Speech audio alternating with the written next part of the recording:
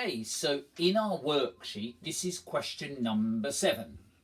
And it is the story of a sprinter. And the sprinter is doing a 100-metre race.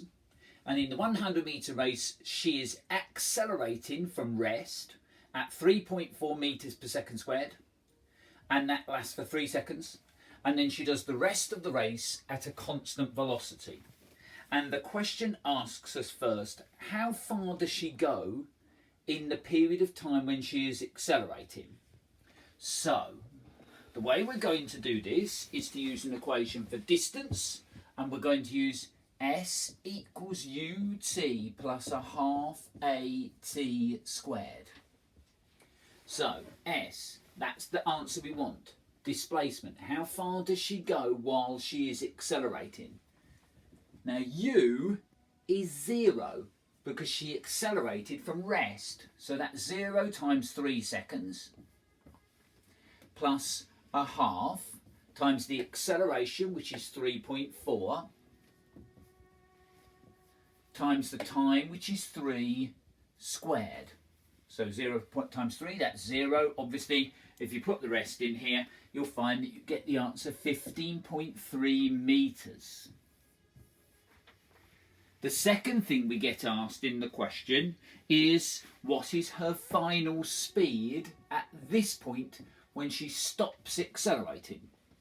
So therefore, to do this, I want an equation with final speed. And I'm going to use the equation V equals U plus a t. Final velocity V is U, well that's 0 because she accelerated from rest, plus acceleration 3.4 times 3 for the speed, and therefore her speed at this point is 10.2 meters seconds to the minus 1.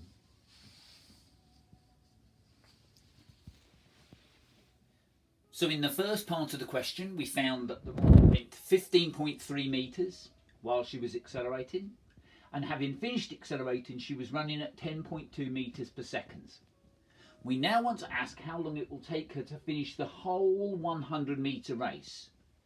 So in order to do this, I'm going to think about this part of the race when she was moving at the constant velocity. So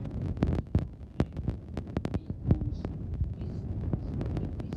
left for her to go is 100 metres minus the distance she's already gone. Because she's already gone 15.3 metres. So she only has 84.7 metres to go. And she's running it at a steady speed at 10.2 metres per second.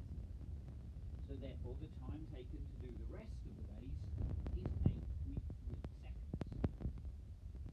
Well, it took her 3 seconds during the acceleration period.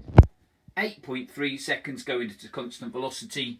So therefore the total time for the race is 3 plus 8.3, giving us a total time of a very respectable, for a 100-metre race, of 11.3 seconds. Okay, so question 9 in the worksheet is about a hot air balloon, and the hot air balloon is rising at a velocity of 5 metres per second, and it's 150 metres above the ground when the hot air balloon operator releases a sandbag, a big bag of sand that's used to control the height of balloons. And we're asked to find out how long it would take for this sandbag to hit the ground 150 metres below. Okay, so if you want to imagine the story before you do the mathematics, think that what's happening is the sandbag is moving up. So it carries on moving up for a little time, stops, and then tumbles all the way down to the earth. Once again, we can find t using Suvat equations. Now, here I've listed the 5 variables and I've written down all the information I know before I start. The displacement is minus 150. In other words, the sandbag is going to go down by 150 metres during its journey. The initial velocity is plus 5 because the sandbag is going up at the beginning, and up is positive and down is negative. I do not know the final velocity. I do not know the velocity with which the sandbag hits the ground. So I can't put that in.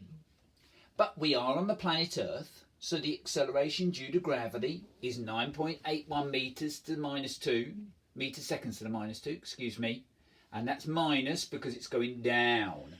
And I do not know the time it takes to hit the ground. And that's my final answer. That's what I want.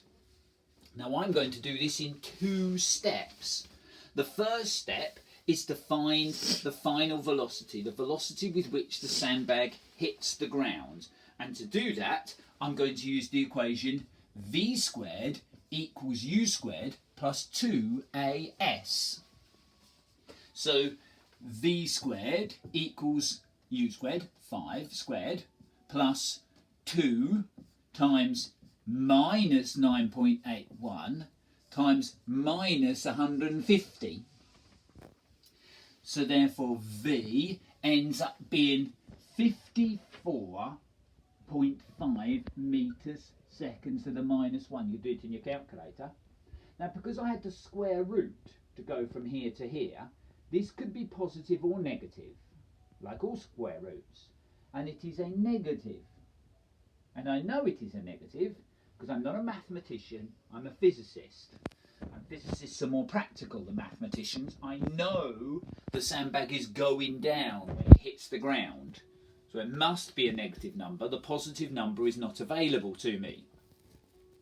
Now once I have the final velocity, I can use a second equation to find the time it took to hit the ground. And I'm going to use v equals u plus a t.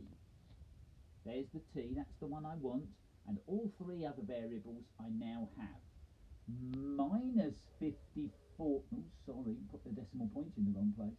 Minus 54.5 equals 5 plus minus 9.81 t. Now if I make t the subject of the equation, I see that t equals minus 54.5 minus 5 divided by minus 9.81. And you can put that in your calculator and you will get the answer at 6.06 seconds.